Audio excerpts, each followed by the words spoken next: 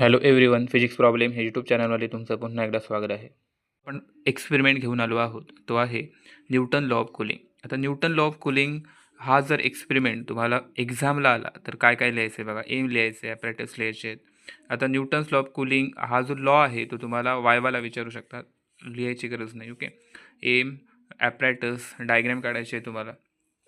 Then थेरीमध्ये तुम्हाला हा law विचारतील. ओके, देन फॉर्म्युला इम्पॉर्टंट आहे, फॉर्म्युला काढायचं आहे तुम्हाला, फॉर्म्युला लिहायचं आहे. अँड देन ऑब्झर्वेशन टेबल एवढं तुम्हाला लिहायचं आहे. तर ऑब्झर्वेशनमध्ये list count of stopwatch लिहायचं आहे, list count of thermometer, temperature of surrounding, room temperature किती आहे तो पण बघायचं आहे आपल्याला. देन ऑब्झर्वेशन टेबलमध्ये बघा टाईम इन मिनिट आहे and temperature of water degree Celsius आपल्याला हा फाईंड करायचा आहे. Okay, experimental setup of Newton's law of cooling हा आहे. आता पहिल्यांदा हा जो बीकर आहे त्याच्यामध्ये वॉटर ओतायचं आहे, नंतर आपल्याला गरम पाणी, आणि हा जो आहे तर रूम टेम्परेचर बघायचा, हा बघा 30वर आहे. ओके, आता हा जो सेटअप आहे, हा स्टॉप वॉच ठेवला आहे. आता हा पाणी आहे तो उकळायचा पहिल्यांदा कम्प्लिटली, अँड देन उकळलेलं पाणी जे आहे ते त्या बीकरमध्ये ओतायचं आहे. कम्प्लिटली ओतायचं, तो केअरफुली ओतायचा आहे तो. अँड देन त्याच्यामध्ये थर्मामीटर जो आहे तो प्लेस करायचा आहे. ओके, तो स्टँड दाखवतो आहे. आता तो प्लेस कसा करायचा तो सांगतो आहे मी. हा बघा, आता हा जो आहे तो वर टाकायचा आहे. प्लेस केल्यानंतर आता बघा टेम्परेचर वाढतं आहे. तर टेम्परेचर वाढते कुठपर्यंत वाढणार, जिकडे थांबेल तो तुमचा 0चा रीडिंग असणार. ओके, आणि देन स्टॉप वॉच चालू करायचे. ओके, आता बघा हा 80च्या जवळपास आला आहे, तर 80च्या वर गेला आहे तो. तर बघूया कुठे थांबतोय तो. जिकडे थांबतोय तो तुमचा 0चं रीडिंग आहे, आणि स्टॉप वॉच चालू करायचा त्याच वेळी, आणि 1 मिनिटांचा डिफरन्स घेऊन आपल्याला ते रीडिंग नोट डाऊन करायचं आहे. ओके, जसं आपण ऑब्झर्वेशन टेबलमध्ये बघितलं आहे. ओके, सो हा आता वर गेला आहे, तर 83च्या वर गेला आहे. सो 84 आपण डायरेक्टली घेऊ शकतो, 84वर जाणार आहे. बघूया, लगेच स्टॉप वॉच चालू करायचा आहे, आणि 1 मिनिटानंतर परत आपल्याला तो रीडिंग बघायचा आहे थर्मामीटरमध्ये किती डिग्री सेल्सिअस आहे तो. ओके, सो आफ्टर 1 मिनिटचा डिफरन्स घेऊन आपल्याला ते नोट डाऊन करायचं आहे 29 मिनिट्सपर्यंत. ओके ओके, आत्ताच आपण बघितलं की ज्यावेळी तो आपण कॅलरीमीटर डीप केलेला त्यावेळी मॅक्झिमम जो टेम्परेचर, तो पारा जो जिकडे जातोय, जिकडे थांबतोय तो तुमचा 0चा आहे, आणि तिकडनं आपल्याला तो स्टॉपवॉच चालू करायचा आहे. 0चं रीडिंग जे होतं तो आपलं 84 होतं, आणि नंतर आपण एका मिनिटाचा डिफरन्स घेऊन आपल्याला तो टेम्परेचर काउंट करायचा आहे थर्मामीटरमध्ये. ओके, तो थर्मामीटरमध्ये एका मिनिटाने आपल्याला बघायचं आहे स्टॉपवॉचनुसार, आणि ते जे रीडिंग येतात ते अशा पद्धतीने येतात. ओके, बघा. ओके, 15 मिनिटानंतर 71 मिळतो आहे.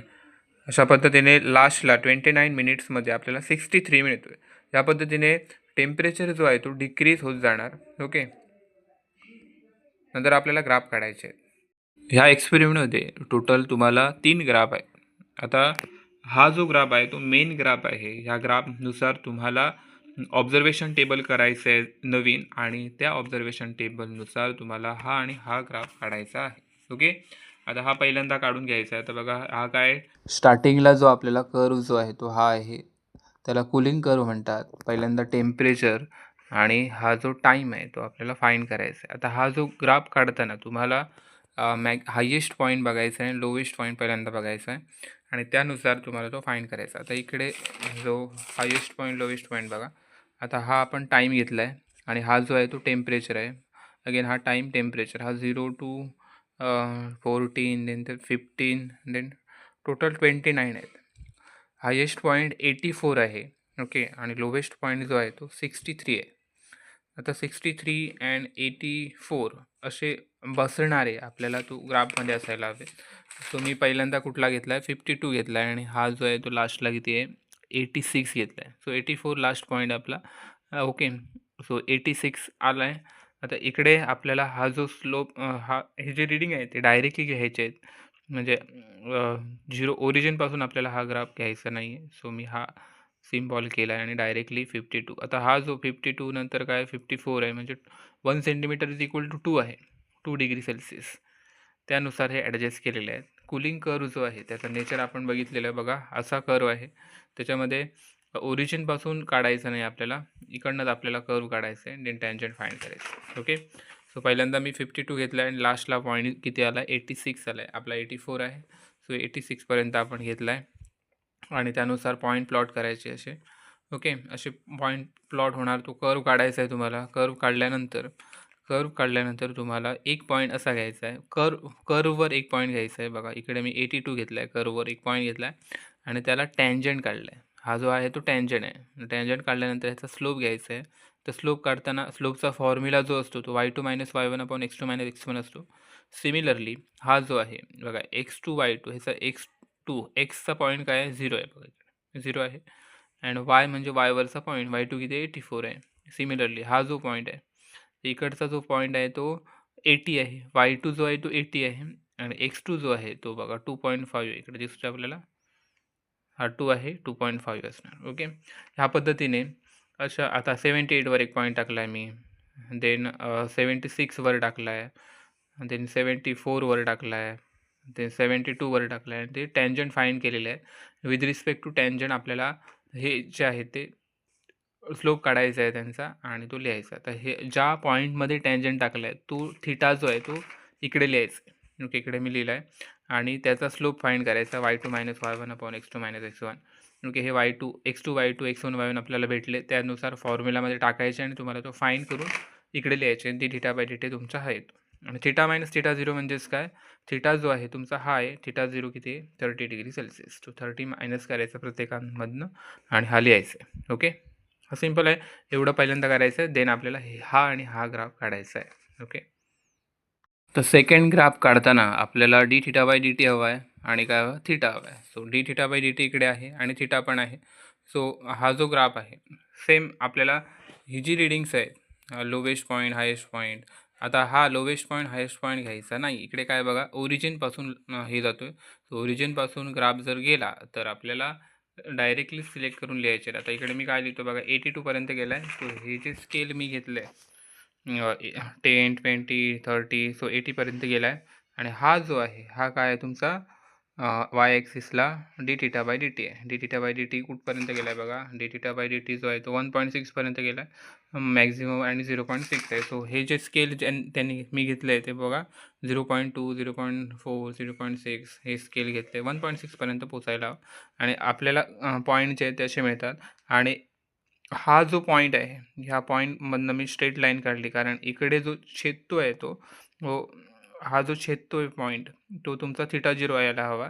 सो थिटा 0 तुमचा नियरली 30 होता, 30 डिग्री इकडे येतो आहे. तर स्ट्रेट लाईन आपण काढली ह्या पॉईंटमधनं तर आपल्याला 30 मिळतो. सो 30वरच तो घ्यायचा आहे आणि त्यानुसार तो ॲडजस्ट करून आपल्याला तो फाइंड करायचा आहे. अशी स्ट्रेट लाईन काढायची आहे. नेचरमध्ये पण तुम्हाला थिटा 0 दाखवला आहे. हा जो आहे तो थिटा 0चा पॉईंट आहे. ओके, सो हा जो ग्राफ आहे तो ओरिजिनमध्येच घ्यायचा आहे. त्यामुळे इकडनं जो आपण पॉईंट घेतला आहे बघा, इकडनं 0.2 0.4 1 सेंटीमीटर इज इक्वल टू 0.2 आहे. इकडे पण 1 सेंटीमीटर इज इक्वल टू 10 आहे. मग अशी आपण डायरेक्टली घेतला आहे बघा, डायरेक्टली 52 घेतला आहे 54 घेतला आहे. का तो डायरेक्टली घेतला आहे, बिकॉज तो ओरिजिनमधनं जात नाही. ओके, तो डिफरन्स लक्षात ठेवा. हा जो आहे तो ओरिजिनमधनं जातो आहे, ओरिजिन लागणार आहे आपल्याला. त्यामुळे बघा हा 10 20 30, सो 30मधनं जाणार आहे, तो 30मधनं जायला हवा. त्यामुळे मी हा घेतला आहे. ओके, आपल्याला आता लास्ट ग्राफ काढायचा आहे. लास्ट ग्राफ काय बघा, d theta by d T versus theta minus theta 0. ह्या टेबलमध्ये तुम्हाला सगळं व्हॅल्यू मिळालेली आहेत बघा, d theta by d T and theta minus theta 0 ह्याच्या वर्सेस हा ग्राफ आहे. नेचर जे आहे ते असं ओरिजिनमधनं जातो ह्या बघा. ओके, 0 0 दोन्ही 0मधनं जातो. ओके, अशी स्ट्रेट लाईन आली पाहिजे, त्या पद्धतीने आपण हा काढलेला आहे बघा. ह्याचा जे स्केल आहे ते ॲडजस्ट केलेलं आहे 0.1 y axis 1 centimetre is equal to 0.1 degree Celsius per minute घेतला आहे आणि एक्स ॲक्सिसला 1 centimetre is equal to 5 degree Celsius घेतलं आहे. ओके, 5 10 आणि हा जो आहे ते असे पॉईंट्स आपल्याला मिळतात. ओके, हा सिम्पल ग्राफ आहे. जसे रिक्वायरमेंट आहे त्या पद्धतीने स्केल घ्यायचं आहे आणि तो प्लॉट करायचा आहे. ओके, स्ट्रेट लाईनमध्ये तो आपला आलेला आहे. ओके, आय होप तुम्हाला समजलं असेल तर like share and subscribe my channel.